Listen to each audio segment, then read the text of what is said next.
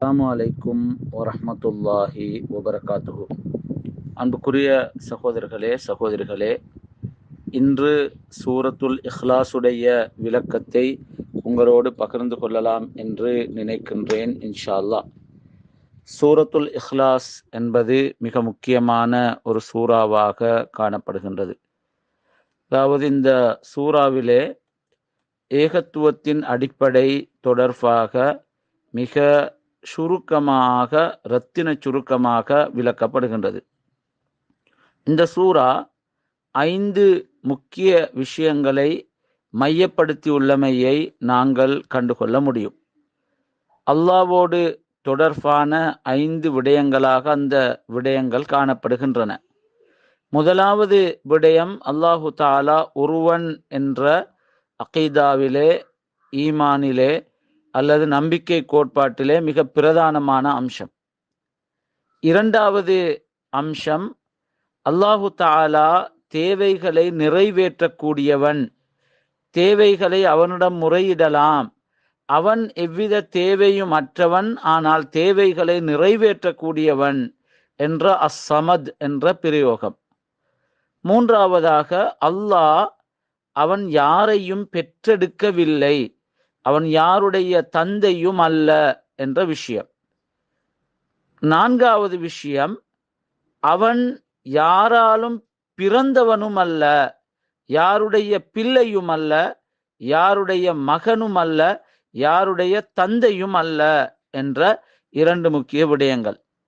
ஐந்தாவது அம்சம், அவனுக்கு நிகராக இந்த உலகத்திலே பிரபஞ்சத்திலே யாருமில்லை, எதுவுமில்லை என்ற 5 விடயங்களை மையப்படுத்தியதாக இந்த சூரா காணப்படுகின்றது. குல் ஹுவல்லாஹு அஹத், நபியே நீங்கள் சொல்லுங்கள், அவன் ஒருவன் தான் அஹத். அல்லாஹு ஸமத், அவன் தேவைகளை நிறைவேற்றக்கூடியவனாக இருக்கின்றான். லம் யலித், அவனை யாரும் பெற்றெடுக்கவில்லை. வலம் யூலத், அவன் ஊடாக யாரும் பிறக்கவும் இல்லை. வலம் யகுல்லஹு குஃபுவன் அஹத், அவனுக்கு நிகராக யாரும் இல்லை என்பதுதான் இந்த சூறாவுடைய கருத்தாக இருக்கின்றது. இந்த சூறாவிலே அல்லாஹ் என்ற பிரயோகம் 2 முறை வருகின்றது. குல் ஹுவல்லாஹ் என்று வருகின்றது. அல்லாஹு ஸமத் என்று 2 இடங்களிலே அல்லாஹ் என்ற சொற்பிரயோகம். அல்லாஹ் என்ற சொற்பிரயோகம் 2 இடங்களில் இறுதியாக வரக்கூடிய இடம் இந்த சூரா தான். அதே போன்று இந்த சூறாவிலே அல்லாஹ்வுடைய திருநாமங்கள் அஹத் என்ற சொல்லும் அஸ்ஸமத் என்ற சொல்லும் இந்த சூறாவில் மாத்திரம்தான் பயன்படுத்தப்பட்டிருக்கின்றமையையும் நாங்கள் கண்டுகொள்ள முடிகின்றது. இந்த சூறாவுடைய மிக முக்கியமான ஒரு சிறப்பு தான், நபி ஸல்லல்லாஹு அலைஹி வஸல்லம் அவர்கள் சொன்னார்கள், இது அல் குர்ஆனில் 3ல் 1 என்று சொன்னார்கள். ஒரே இரவில் அல் குர்ஆனில் 3ல் 1 ஓத முடியாதா என்று நபி அவர்கள் கேட்டபோது சஹாபாக்கள் சொன்னார்கள், எங்களில் யாருக்குத்தான் இது முடியுமான விஷயம். இதற்கு நபி அவர்கள் சொன்னார்கள், அல்லாஹுல் வாஹிதுஸ் ஸமத் என்பது அல் குர்ஆனில் 3ல் ஒரு பகுதியாகும் என்று குறிப்பிட்டார்கள். இது புகாரி என்ற கிரந்தத்திலே 5025வது ஹதீஸாக பதிவு செய்யப்பட்டிருக்கின்றது. பல தப்சீர் அறிஞர்கள் 3ல் 1 என்பது எதனை குறிக்கும் என்பது தொடர்பாக பல கருத்துக்களை குறிப்பிட்டுள்ளார்கள். குறிப்பாக குர்ஆனிலே அகீதாவோடு தொடர்பான விடயங்கள், தௌஹீதோடு தொடர்பான விடயங்கள் சொல்லப்பட்டிருக்கின்றது. ஏனைய வழிகாட்டல்கள், சட்டதிட்டங்கள் சொல்லப்பட்டிருக்கின்றது. கதைகளும் உபதேசங்களும் கூட வருகின்றது. இந்த வகையில் பார்த்தால் ஏகத்துவ நம்பிக்கை என்பது 3ல் 1 என்று இமாம் இப்னு அத்தியா ரஹ்மத்துல்லாஹி அலைஹி அவர்கள் சொல்லி காட்டுவார்கள். இந்த கருத்தை உறுதிப்படுத்தக்கூடிய ஏராளமான ஹதீஸ்கள் காணப்படுகின்றன. வல்லதி நஃப்சி பியதிஹி, என்னுடைய உயிர் எவன் வசன் இருக்கின்றதுவோ அவன் மீது சத்தியமாக, இன்னஹா லதஅதிலு சுலுசல் குர்ஆன், இந்த சூரா குர்ஆனிலே 3ல் 1 உள்ளடக்கியது.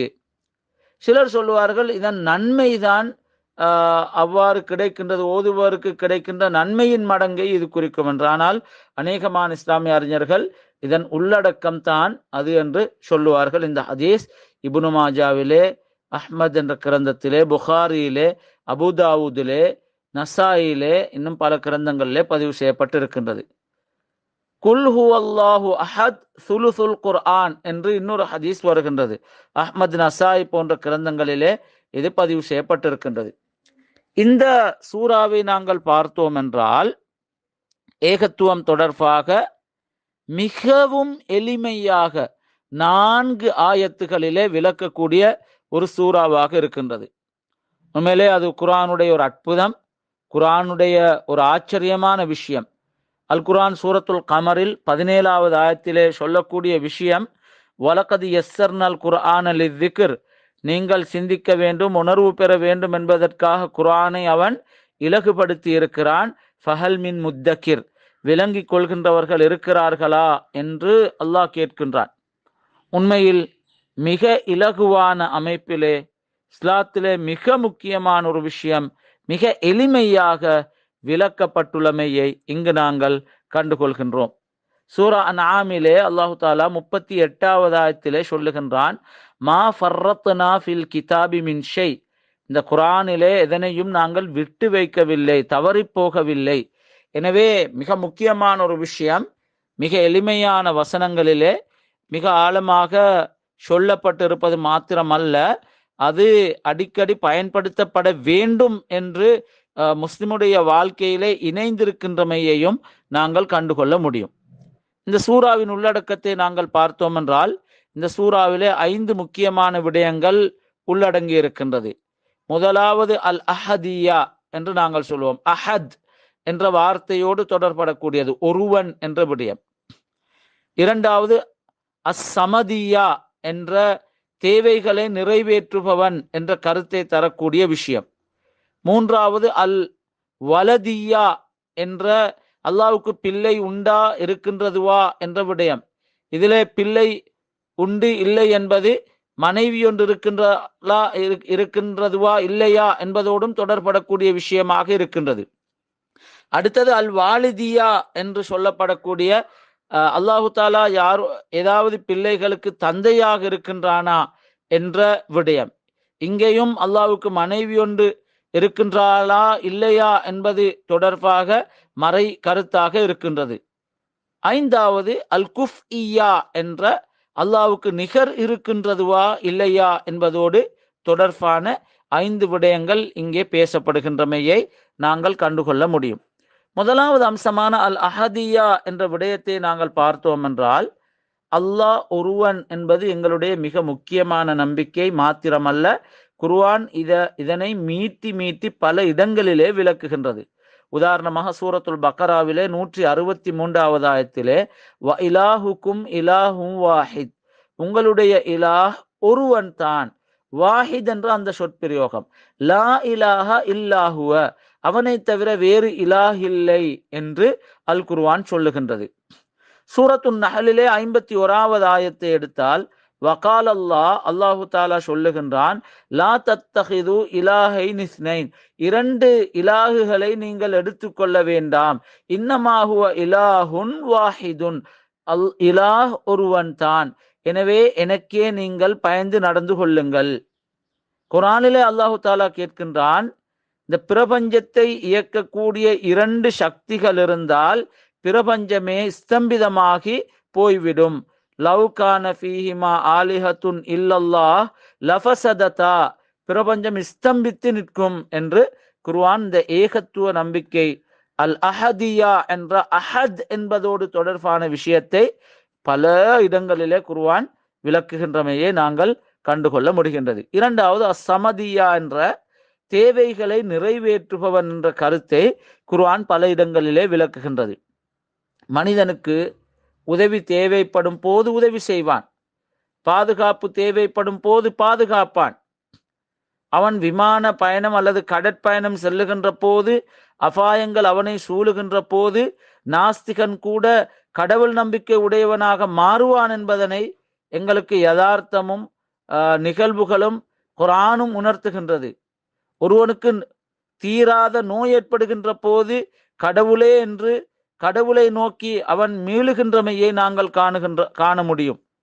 சுனாமி போன்ற பெரும் பிரளயங்கள் ஏற்படுகின்ற போது, வெள்ளங்கள் ஏற்படுகின்ற போது, மிகவும் சிறிய கொரோனா அந்த வைரஸ் பரவுகின்ற போது, கடுமையான சோதனைகள் ஏற்படுகின்ற போது, அதே போன்று ஒருவன் நேர்வழியை தேடி அல்லாஹ்விடம் உதவி தேடுவான். இஸ்திஆனா என்பது இஸ்லாத்திலே மிக முக்கியமான ஒரு அம்சம், உதவி தேடுதல். நாங்கள் அல்லாஹ்விடம் உதவி தேட வேண்டும். அல்லாஹு தாலா தேவைகளை நிறைவேற்றி வைப்பான். அனைத்து நேரங்களின் போதும் அல்லாஹ்விடம் நாங்கள் கேட்கலாம், அவன் நிறைவேற்றுவான். எங்களுடைய தோட்டத்திலே விளைச்சல் குறைந்தால், எங்களுக்கு குழந்தை பாக்கியம் இல்லாவிட்டால், எங்களுக்கு பிரச்சனைகள் ஏற்பட்டால், கஷ்டங்களின் போது எல்லா நிலையிலுமே நாங்கள் அல்லாஹ்வை நாடி நிற்கலாம் என்பதுதான் அஸ்ஸமதியா. அல் குர்ஆன் இதனை மிகுந்த முக்கியத்துவம் கொடுத்து விளக்குகின்றது. மூன்றாவது தான் அல் வலதியா, அல்லாஹ்வுக்கு பிள்ளை இருக்கின்றதுவா இல்லையா என்ற விடயம். 72வது சூறாவிலே 3வது ஆயத்திலே அல்லாஹு தாலா சொல்லுகின்றான், வஅன்னஹு தஆலா ஜத்து ரப்பினா மத்தகத சாஹிபத்தன் வலா வலதா, அவனுக்கு மனைவியும் இல்லை, அவனுக்கு பிள்ளை குட்டிகளும் இல்லை, சந்ததிகளும் இல்லை. சூரத்துல் முஃமினூனிலே 23வது சூறாவிலே 91வது ஆயத்திலே மத்தகதல்லாஹு மின் வலதின், அல்லாஹு தாலாவுக்கு குழந்தைகள் இல்லை, பிள்ளைகள் இல்லை. சூரத்துல் இஸ்ராவிலே 17வது சூறாவிலே 111வது ஆயத்திலே வகுல் அல்ஹம்துலில்லா, அல்ஹம்துலில்லா என்று சொல்லுங்கள். அவன் எத்தகையவன் என்றால், அல்லதி லம் யத்தகிது வலதன், ஒரு பிள்ளையை அவன் எடுத்துக்கொள்ளவில்லை. வலம் யகுல்லஹு ஷரீகுன் ஃபில் முல்க், அவனுடைய அதிகாரத்திலே அவனுக்கு இணை துணை, அவனோடு இணைந்து வேலை செய்ய யாரும் இல்லை, அவனை போன்றவன் யாரும் இல்லை. இது எங்களுடைய 5வது விடயத்தோடும் தொடர்படக்கூடிய ஒரு ஆயத். வலம் யகுல்லஹு வலியுன் ஃபிஸ்ஸுல்லி வகப்பிர்ஹு தக்பீரா என்று முடிவடைகின்றது. எனவே அல்லாஹ்வுக்கு பிள்ளை இல்லை, அல்லாஹ் திருமணம் முடிக்கவும் இல்லை.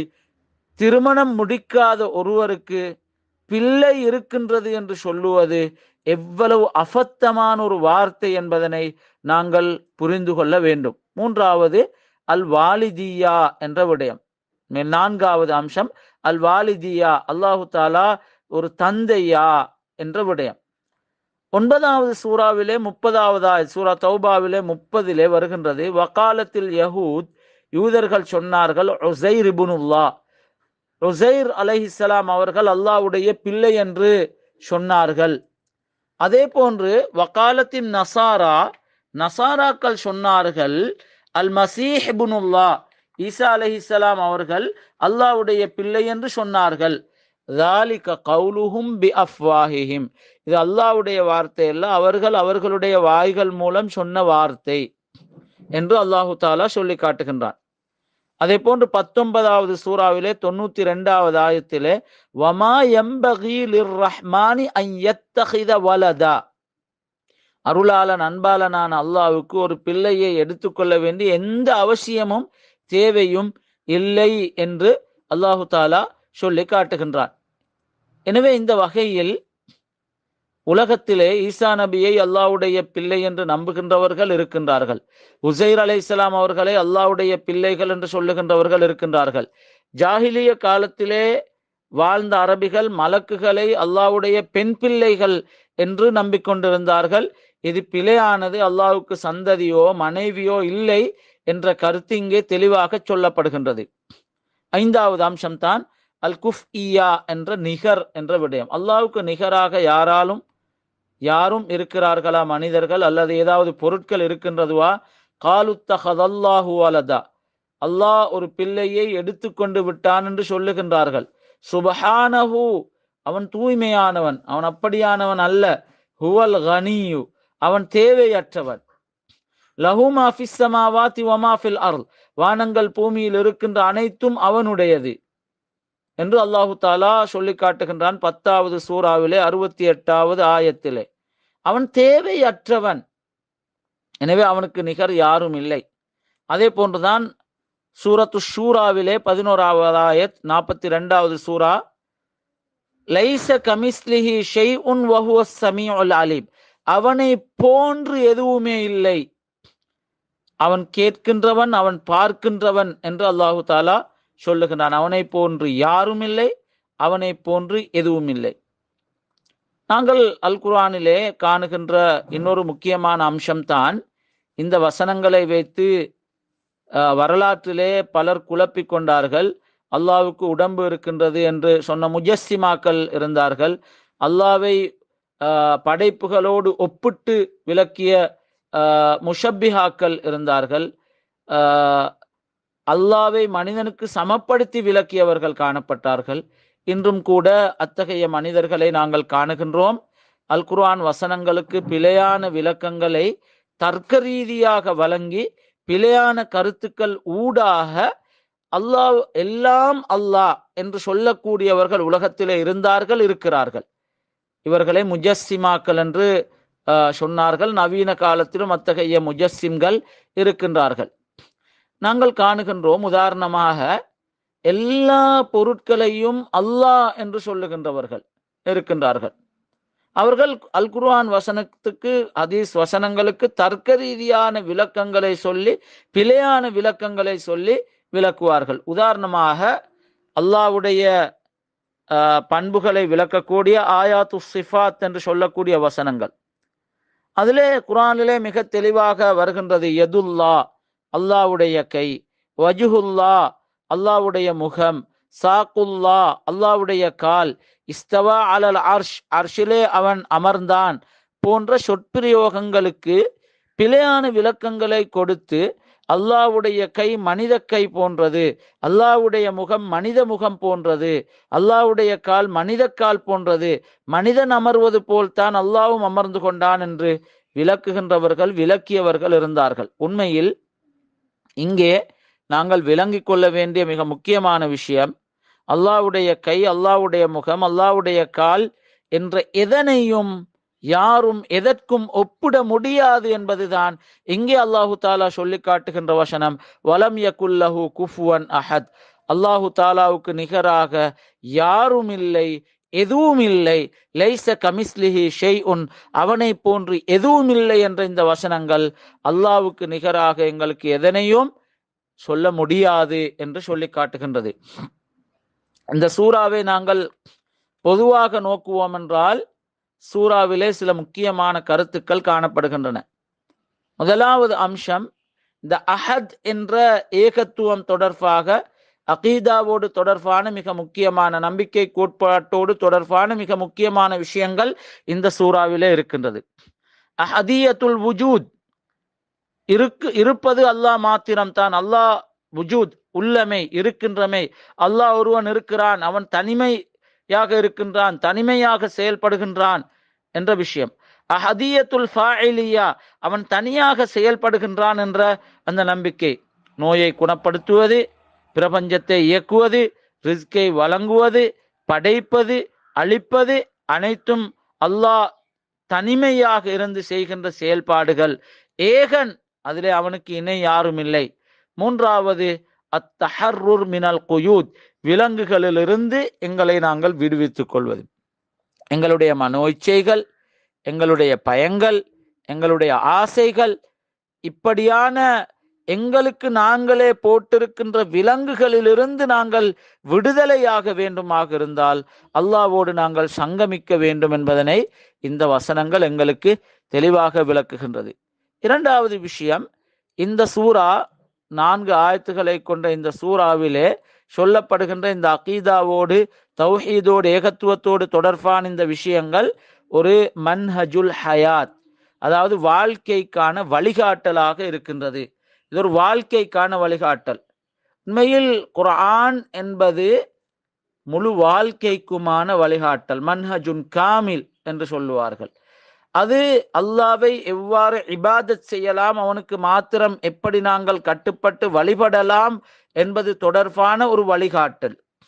அது அல்லாஹ்வை நோக்கி நாங்கள் பயணிப்பதற்கான ஒரு வழிகாட்டல். அது அல்லாஹ்விடமிருந்து நாங்கள் வழிகாட்டல்களை பெற்றுக்கொள்வதற்கான ஒரு முறைமை.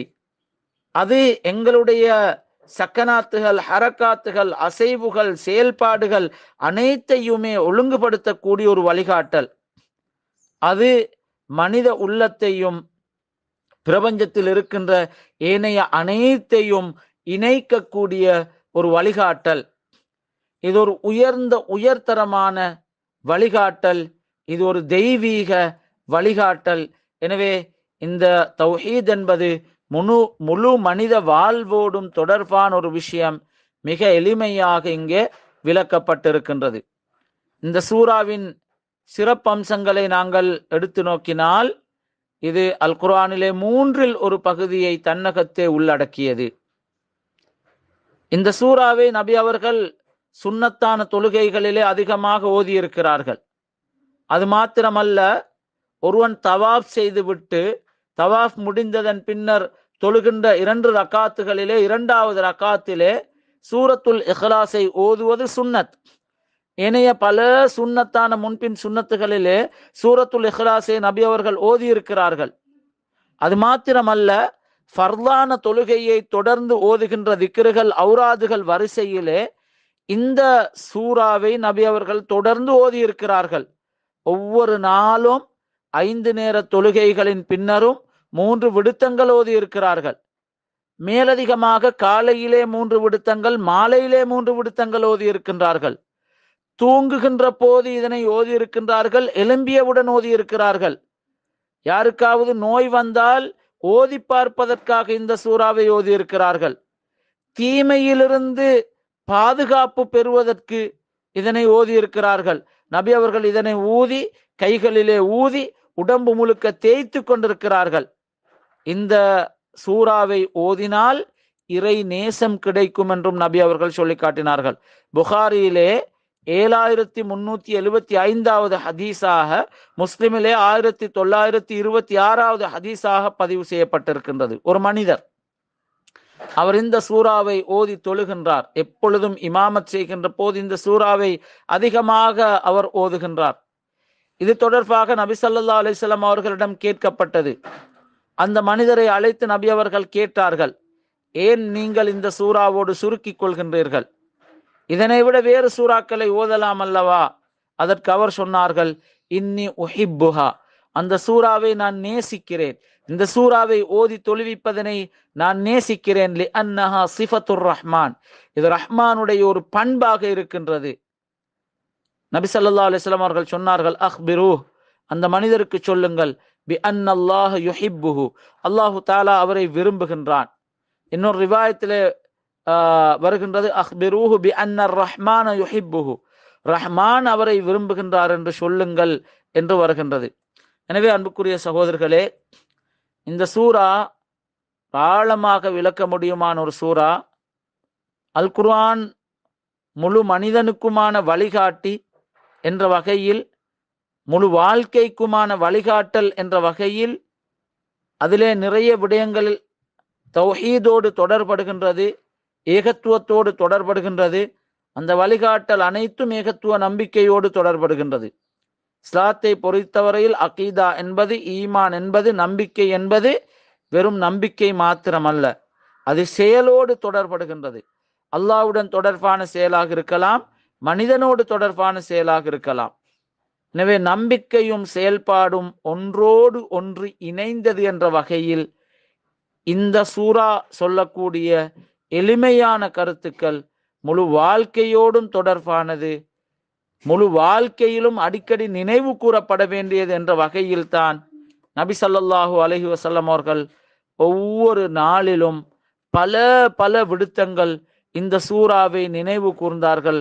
இந்த சூறாவின் கருத்துக்களை ஓதினார்கள், நினைவு கூர்ந்தார்கள், நினைவுபடுத்தினார்கள். எனவே நாங்களும் இந்த சூறாவின் முக்கியத்துவத்தை உணர்ந்து எங்களுடைய வாழ்க்கையை ஒழுங்குபடுத்திக் கொள்வோம். வஸ்ஸலாமு அலைக்கும் வரஹ்மத்துல்லாஹி வபரகாத்துஹு.